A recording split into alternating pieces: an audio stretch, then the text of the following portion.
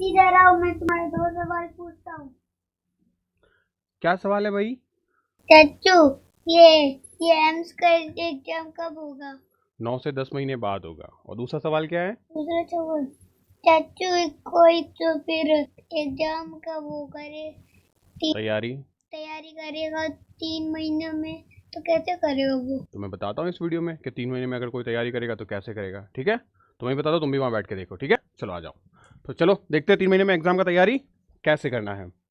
Most welcome है आप सभी का एक बार फिर से एम्स नर्सिंग इंस्टीट्यूट के शानदार प्लेटफॉर्म पे। और छोटे निरेक ने कुछ क्वेश्चन पूछे आप लोगों के कि अगर एग्जाम का प्रिपरेशन करना है हमें तो किस तरीके से करना है। और इसने एक सिंपल सा सवाल पूछा कि 3 महीने में वाई, 3 महीने ही क्यों, 3 महीने में ही प्रिपरेशन क्यों करनी है। सबसे पहली चीज 3 महीने में प्रिपरेशन इसलिए करनी क्योंकि अगर हम प्रिपरेशन 3 महीने में नहीं करते हैं आज के समय को काउंट करके तो यह हमारी सबसे बड़ी मिस्टेक है। क्या है ये मिस्टेक, इसको डिटेल से मैं आपके साथ एनालिसिस करूंगा और प्रॉपर्ली बताऊंगा कि एक स्टूडेंट जो सेलेक्ट होता है और एक स्टूडेंट जो सेलेक्ट नहीं होता उनके अंदर मेजर डिफरेंस क्या होता है। इस वीडियो को पूरा एंड प्रॉपर देखिएगा, बहुत यूजफुल होने वाला है ये वीडियो आपके लिए। सेंट्रल लेवल का एग्जाम है ये। एम्स एक सेंट्रल लेवल का एग्जाम है जो 2 कोर्सेज करवाता है। एक कोर्स आपका है बीएससी नर्सिंग का और दूसरा कोर्स है आपका पैरामेडिकल का। बीएससी नर्सिंग के कोर्स के अंदर 2 चीजें हैं कि बीएससी नर्सिंग का जो कोर्स है वो आपका ग्रेजुएशन कोर्स है और इसका स्कोप बहुत अच्छा है। पैरामेडिकल में भी सेम चीज है कि ये आपका पैरामेडिकल ग्रेजुएशन कोर्स है, इसका भी स्कोप बहुत अच्छा है। जो सबसे बड़ा डिफरेंस है वो डिफरेंस ये है कि बीएससी नर्सिंग सिर्फ और सिर्फ एम्स जो है वो गर्ल्स को अलाउ करता है, जबकि पैरामेडिकल कोर्सेज के अंदर बॉयज एंड गर्ल्स दोनों एलिजिबल हैं। नंबर ऑफ सीट्स को लेकर बात करें तो बीएससी नर्सिंग में कॉलेजेस भी बहुत ज़्यादा हैं, करीब 18 कॉलेजेस हैं, जबकि पैरामेडिकल में 11 कॉलेजेस हैं।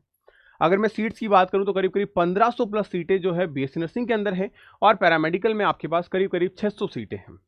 तो ये तो मोटे मोटे तौर पे हमने देख लिया कि ये इंस्टीट्यूट एम्स जो है उस कौन कौन से एग्जाम कंडक्ट करवाता है, क्या डिफरेंसेस हैं।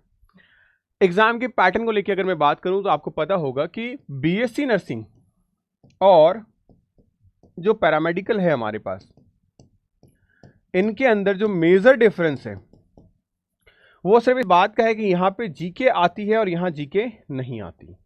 ये डिफरेंस है। इसका मतलब जीके के 10 क्वेश्चन बीएससी नर्सिंग में पूछे जाते हैं और आपके पैरामेडिकल में नहीं पूछे जाते। तो बीएससी नर्सिंग में अगर पूछे जाते हैं तो क्वेश्चन 10 एक्स्ट्रा आते हैं। इसका मतलब यहां पे एग्जामिनेशन में 100 क्वेश्चन पूछे जाते हैं और यहां पे आपसे 90 क्वेश्चन पूछे जाते हैं।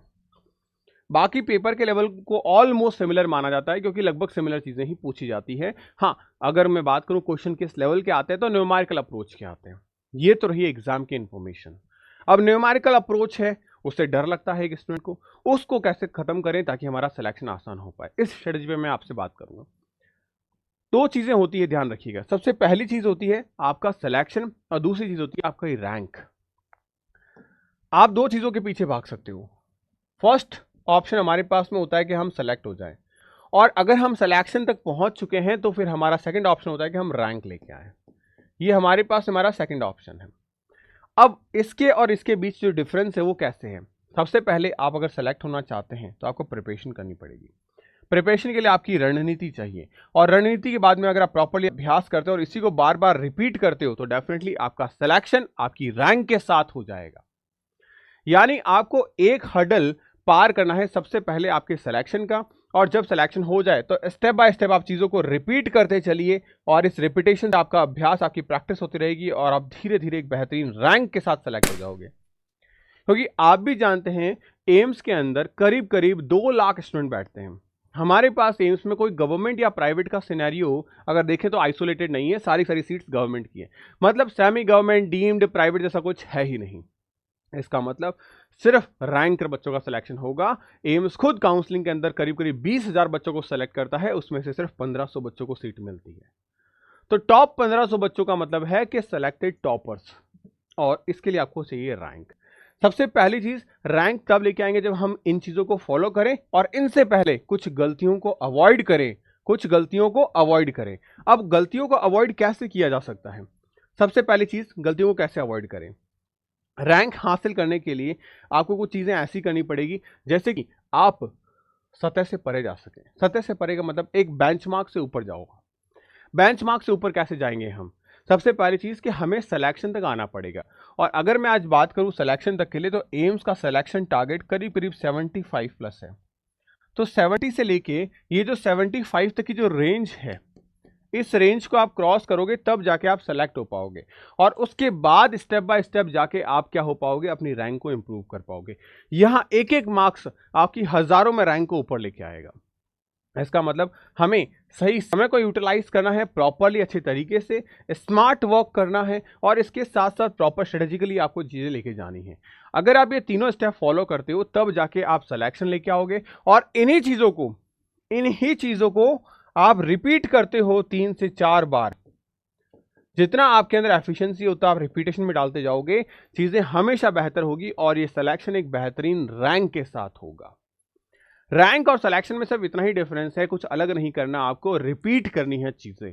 जितना ज्यादा आप रिपीटेशन करोगे आपकी गलतियों के चांसेस उतने ही कम होते चले जाएंगे। आपने अक्सर देखा होगा हम चीजों को पढ़ते हैं तो हमें हर बार कुछ नया एंगल, कुछ नई चीजें देखने को मिलती है। सेम ऐसे ही जब आप हर बार चीजों को रिपीट करोगे तो आपको कुछ नई गलतियां मिलेगी, आपकी उन गलतियों को सुधारोगे, डेफिनेटली आपकी रैंक इंप्रूव करती चली जाएगी। नेक्स्ट अगर मैं बात करूं मिस्टेक क्या करते हैं, हमारी सबसे बड़ी मिस्टेक ये होती है, जैसा कि अभी निरेक ने पूछा आपसे कि हमें 3 महीने में तैयारी करनी है। तो 3 महीने में तैयारी क्यों करनी है जब हमारे पास 9 से 10 महीने हैं? सबसे बड़ी चीज यही होती है कि हम अक्सर अपने दिमाग में यही मान के चलते हैं कि मार्च तक सिलेबस पूरा करेंगे। अगर आप मार्च तक ही सिलेबस पूरा करोगे तो सिर्फ सिलेबस को पढ़ोगे, रिपीटेशन सिलेक्शन कहां है? आपने अक्सर देखा होगा अपने एंट्रेंस एग्जामिनेशन के दौरान के एग्जाम में सवाल हमें पता है कि ये सवाल देखा है, बट ये सवाल हम बना नहीं पा रहे, ये सवाल हमसे सॉल्व नहीं हो रहा, ये क्वेश्चन हमसे सॉल्व नहीं हो रहा। कारण क्या है उसका, कि वो हमने जस्ट पढ़ा है, हमें पता है कि ये हमारे सिलेबस का हिस्सा है, कुछ धुंधली यादें हैं, लेकिन उस क्वेश्चन को सॉल्व नहीं कर सकते। सबसे बड़ी चीज ये है। तो मार्च तक सिलेबस कंप्लीट करना ये सबसे बड़ी मिस्टेक है, क्योंकि हम सोचते हैं अप्रैल या जून में एग्जाम होगा, मई में एग्जाम होगा, हम 2 महीने में रिवाइज कर लेंगे। अरे क्यों कर लेंगे 2 महीने में रिवाइज? आपका टारगेट हमेशा यही क्यों होता है 1+1 का? मतलब एक बार कोर्स कंप्लीट करेंगे और एक बार रिवीजन करेंगे, ऐसा क्यों? आप सेम इस सिनेरियो को 1+5 का सिनेरियो रखो, एक बार कोर्स कंप्लीट होगा और एक बार 5 बार आपका रिवीजन होगा, तब तो जाके आपका सिलेक्शन होगा, तब तो आपका सिलेक्शन होगा। अदरवाइज फिर यहां पे इस कंडीशन में सिलेक्शन नहीं होगा। ध्यान रखना, हम गलती अक्सर ये करते हैं, 1+1 को मत लेके चलो, 1+5 को लेके चलो, और ये सारी चीजें 1+5 वाला जो पूरा एक्चुअल पैटर्न है वो मैं आपको आपके बैच में कंप्लीट करवाता हूं। ये आपको आपके बैच में देखने को मिलता है। मैं खुद आपको अगर बात करें लाइव क्लासेस के थ्रू या टेस्ट के थ्रू 7 बार रिवीजन करवाऊंगा, 7 टाइम। 3 बार तो हम खुद पढ़ाते हैं आपको डिटेल से, 0 से, तो सारी चीजें पूरी हो जाती है आपको। तो लेट से कंप्लीट करोगे तो आपके पास रिवीजन का टाइम नहीं रहेगा। दिसंबर तक अपने सिलेबस को खत्म करो, हार्डली से हार्डली, ताकि आपके पास कम से कम 4 से 5 महीने का समय रहे रिवीजन के लिए, और रिवीजन के बाद में आप मॉक टेस्ट दो, क्योंकि ये रिवीजन हुआ क्लासेस से और ये रिवीजन हुआ हमारा एक्चुअल रिवीजन मॉक टेस्ट से, ताकि हम हमारी फिनिश लाइन को समय से पहले पार करेंगे। तब जाके हमारे पास में ऑप्शन रहेगा सेलिब्रेशन का, और इस सेलिब्रेशन का मतलब है हमारा रिवीजन। सिलेक्शन ध्यान रखना सिर्फ रिवीजन का आता है। आप जितनी बार रिवाइज करोगे, आप हर बार मान के चलो आप अपने सिलेक्शन की तरफ 10 कदम आगे बढ़ रहे हो, ना कि सिर्फ 1 कदम। यही चीजें आपको ध्यान रखनी है। दूसरी मिस्टेक्स जो होती है वो होता है focus only on a theory. हम अक्सर न्यूमेरिकल अप्रोच से डरते हैं, जैसा कि मैंने पहले सवाल उठाया, तो हमारा पूरा ध्यान थ्योरी पे होता है। और इसलिए नहीं कि हम न्यूमेरिकल को करते नहीं है, इसलिए क्योंकि हमें ऐसा लगता है कि एक बार थ्योरी में बहुत अच्छे से खत्म कर लूंगा, उसके बाद मेरे सारे न्यूमेरिकल बनने लगेंगे, बट ऐसा कभी नहीं होता। आप न्यूमेरिकल बनाते हो, नहीं बनता, आपको डर लगता है, फिर थ्योरी पे आ जाते हो। ऐसा नहीं होता। न्यूमेरिकल हर इंसान से नहीं बनते जब वो पहले, दूसरे, तीसरे अटेम्प्ट में करता है। न्यूमेरिकल का काम ही यही है कि आपसे ना बनना, लेकिन आपका काम ये नहीं कि न्यूमेरिकल से डर के फिर थ्योरी पे आ जाना। आप थ्योरी को एक बार पढ़ो, उसके बाद न्यूमेरिकल पे करो। प्रैक्टिस को स्किप किया बेटा तो आप डेफिनेटली सेलेक्ट नहीं हो पाओगे, क्योंकि आप दिन पूरे साल भर पढ़ते हो थ्योरी, और एग्जाम में आते हैं एमसीक्यू, जो कि हमने बहुत कम बनाए होते हैं। इस चीज को दूर करने के लिए मैं आपको करा रहा हूं आपके बैच में करीब करीब 40,000 एमसीक्यू। अगर आप मुझे फॉलो करते हो, हमारे प्लेटफॉर्म पे 40,000 एमसीक्यू क्वेश्चंस हम डिफरेंट थिंग्स है, जैसे कि हमारे पास वाईटी क्लास हो गई, जैसे कि हमारी डीवीपी प्रोग्राम हो गया, जैसे कि हमारी 251 टेस्ट की टेस्ट सीरीज हो गई, जैसे कि हमारे पास में हमारे जो क्लासेस हैं उसके अंदर हो गए। तो ये सारे आपको अप्रॉक्सीमेट 40,000 क्वेश्चंस मिलते हैं, जिसमें आपके एम्स के PYQ question papers and India के सारे एग्जाम के पीवाईक्यू क्वेश्चन पेपर भी रखे हुए हैं जो आपके नर्सिंग फील्ड के हैं। इससे होगा क्या कि आपके एग्जामिनेशन के अंदर जो 100 क्वेश्चन आते हैं, आपको लगता है कि ये 100 क्वेश्चन कहीं यहाँ से बाहर आ जाएंगे? एक सिंगल क्वेश्चन आपका आउट ऑफ द बॉक्स नहीं आएगा। ये सारी चीजें हम प्रॉपर्ली कवर करवाते हैं। तो यानी कि आपको यहाँ पे स्पीड चाहिए, और स्पीड एक दिन तैयारी करने से नहीं आएगी। 40,000 क्वेश्चन की तैयारी करोगे तो स्पीड और एक्यूरेसी दोनों आ जाएगी। आपको कोशिश यही करनी है कि हर क्वेश्चन को 1 मिनट में सॉल्व करें, क्योंकि हम सीबीटी मोड में एग्जाम देंगे तो सीबीटी मोड में भी हमें प्रैक्टिस करनी होगी, और सीबीटी मोड आपको हम अवेलेबल करवाते हैं आपके बैच में। ध्यान रखिएगा, थ्योरी पढ़िए, प्रैक्टिस करिए, स्पीड और एक्यूरेसी, तब जाके एम्स में सक्सेस हो पाएगी। ये की है एम्स में सक्सेस की, क्योंकि आपको स्पीड और एक्यूरेसी दोनों चाहिए। ऐसा नहीं यार सवाल तो आता था लेकिन मेरे से टाइमली बना नहीं, तो उस वजह से सिलेक्शन नहीं हो पाएगा। मिस्टेक नंबर 3 पे अगर मैं बात करूं तो आप देखो, आप कुछ ही मॉक टेस्ट देते हो। सर प्रैक्टिस तो की थी, अरे कितनी की थी? 2 लाख बच्चे एक तरफ और 1500 सीटें एक तरफ। अब आप सोचो कि आपकी प्रैक्टिस क्या इतनी इनफ थी? तो जवाब आएगा नहीं। और ये तीसरी मिस्टेक है जिसको बहुत सारे बच्चे इग्नोर कर देते हैं। क्या कर देते हैं? इग्नोर कर देते हैं। और इस चीज को लेके हमें ध्यान देना होता है कि हम किस तरीके से चीजों को करें। तो ध्यान रखिएगा, 5 से 7 हमारे पास में जो मॉक टेस्ट हैं, उन मॉक टेस्ट को अटेम्प्ट करना है। ये क्या इनफ है? नहीं। तो हमें 50 से 60 मॉक टेस्ट करोगे तब जाके वो इनफ होंगे, तब जाके आप प्रॉपर्ली सब चीजें कर पाओगे, तब वो इनफ होगी। तो ध्यान रखना, आप 50 मॉक टेस्ट दो, चाहे वो नीट लेवल के दो, चाहे वो नर्सिंग लेवल के दो, पर मॉक टेस्ट जरूर दो, क्योंकि मॉक टेस्ट ही ऐसा है जो रियल एग्जामिनेशन फील कराता है आपको। उसके बाद में आप मॉक टेस्ट अपने होल सिलेबस के बेसिस पे दोगे, अपने शिफ्ट के हिसाब से। मैं हमेशा कहता हूँ एम्स का एग्जाम जिस शिफ्ट में होता है उस शिफ्ट में एक्टिव रहने की कोशिश करो। आपने देखा इस बार एम्स का एग्जाम आपका 9 बजे से था, तो उस शिफ्ट के दौरान अपने माइंड को हाइपर एक्टिव रखो कि आपको उस पूरे साल भर आदत डाल लेनी है यार ये समय मेरे ब्रेन का सबसे हाइपर एक्टिव होना चाहिए, ताकि कोई आलस नहीं और आपका ब्रेन मैक्सिमम एफिशिएंसी पे काम करे। स्टेप बाय स्टेप आप पार्ट वाइज मॉक सिलेबस दो, एक स्टेप ऊपर करो, फिर mock full syllabus mock test दो, एंड देन आप कंप्लीट आपका जीके के साथ में इंक्लूडेड मॉक टेस्ट दीजिए। तो ये चीजें प्रॉपर आपकी तैयारी करवाएगी। अब एक चैप्टर को कैसे पढ़ा जाए? आपने बहुत सारी चीजें बताई कि पढ़ना है, ये करना, वो करना, बट कैसे पढ़ा जाए इसके बारे में मैं आपको बताता हूं। सबसे पहली चीज, आपको ये 7 चीजें करनी है। क्या? सबसे पहले आपको ध्यान रखिएगा, यहाँ पे क्लासेस करनी है। नंबर 1 हमारे पास में है, आपको क्लास करनी है।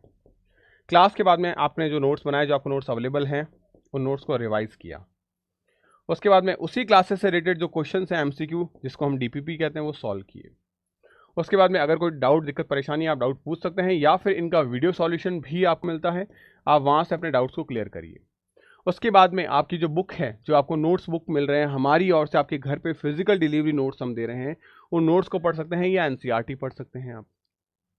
उसके बाद में आप प्रैक्टिस टेस्ट दीजिए। जब ये सारी चीजें आप कवर करोगे तो डेफिनेटली आपका इंप्रूवमेंट अपने आप आगे की तरफ बढ़ता चला जाएगा, और ये चीज बहुत ऑसम होगी। ध्यान रखिएगा, इस तरीके से आप हर चैप्टर में इन चीजों को रिपीटेशन में डालो। आप अगर इसी पूरे सिस्टम को फॉलो करते हो, हर एक चैप्टर आपका प्रॉपर सिस्टमैटिक ढंग से होगा। कारण क्या है? एक टेस्ट आपने यहां दे दिया और एक टेस्ट आपने यहां दे दिया, ये तो थे हमारे पास प्रैक्टिस सेशन। लेकिन अगर मैं बात करूं रिवीजन को लेके, तो क्लास आपने ढंग से देखी, उसके बाद आपने रिवाइज किए नोट्स को 2 बार, प्रैक्टिस किया आपने 3 बार, उसके बाद में आप एनसीईआरटी पढ़ रहे हो 4 बार, और फिर आपने टेस्ट दिया 5 बार। यानी एक चैप्टर आपके सामने से 5-5 बार गुजर रहा है, तो क्यों हमारे मार्क्स डिक्रीज होंगे? क्यों हमारे मार्क्स स्टैटिक यानी रुक जाएंगे? हमारे मार्क्स को इंक्रीज होना ही पड़ेगा अगर हम इस चीज को फॉलो करते हैं। तो ये चीजें ही हमें ध्यान रखनी है जो हमारे सिलेक्शन की ओर हमें लेके जाएगी। एंड नाउ नेक्स्ट, अगर मैं बात करूँ आपके नीट एग्जाम को लेके या एम्स एग्जाम को लेके 2026 में कि किस तरीके से चीज़ें लेके जानी है, तो ध्यान रखना सबसे पहले आपको मिल रही है प्रिंटेड बुक्स। आपके बैच के अंदर हम आपको 6 किताबें दे रहे हैं जो आपके एग्जाम के सिलेक्शन के लिए बहुत ही रामबाण साबित होगी। यानी अगर उतनी आपने पढ़ ली, डेफिनेटली आपका सिलेक्शन कोई नहीं रोक पाएगा। दूसरी चीज है, एडवांस लेवल की सारी चीजें हमने डाल रखी है, जो बहुत एडवांस का मतलब हार्ड नहीं, एडवांस का मतलब सिस्टमैटिक वे से, फ्लो चार्ट के फॉर्मेट में, टेबल्स के फॉर्मेट में, ताकि चीजें कंटेंट आपको वो क्वालिटी वाला मिले लेकिन कंसाइज मिले, कम मिले। डेली प्रैक्टिस पेपर्स आपको डीपीपीस के फॉर्मेट में मिलते हैं, तो ये आपके सिलेक्शन के लिए बेहतर है। डाउट सॉल्विंग सेशंस आपके होते हैं, वीडियो सॉल्यूशंस होते हैं आपके। और ये कंप्लीट सारी चीज़ें आपको ऑल इन वन आपके बैच में मिल जाती है। और वो कौन सा बैच है, इसमें सब चीज़ें आपको अवेलेबल हैं, वो है आपका उम्मीद बैच। ये 6 किताबें जो आपको आपके घर पर डिलीवर होगी, डेफिनेटली आपको जो अकेडमी के एप्लीकेशन पे जाना है। इस एप्लीकेशन का लिंक मैंने डिस्क्रिप्शन बॉक्स में दे रखा है। You can just follow it and improve your score. Most important चीज़ एक मैं आपको बता देता हूँ कि आपको जय अकेडमी का जो ये टेलीग्राम चैनल है इसको फॉलो ज़रूर करना है। प्ले स्टोर पे तो आपको एप्लीकेशन मिल ही जाएगी, टेलीग्राम को ज़रूर फॉलो करिएगा, बिकॉज टेलीग्राम पे मैं अनलिमिटेड कंटेंट आपको फ्री ऑफ कॉस्ट डिलीवर करता हूँ, जहाँ पे आपको पीडीएफ फाइल, नोट्स, एमसीक्यूज, बहुत सारी अमेजिंग चीज़ें मिलती हैं। तो आपके लिए ये इन्हेंसमेंट रहेगा कि यार हर चीज़ और अच्छे से इम्प्रूव हो पाएगी।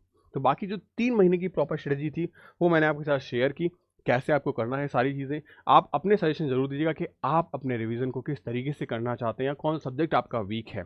तो डेफिनेटली मैं नेक्स्ट वीडियोस पे जरूर लेके आऊँगा। मिलता है नेक्स्ट वीडियो में, तब तक गुड बाय। पढ़ते रहिए, मुस्कुराते रहिए, स्टे हैप्पी, स्टे हेल्दी।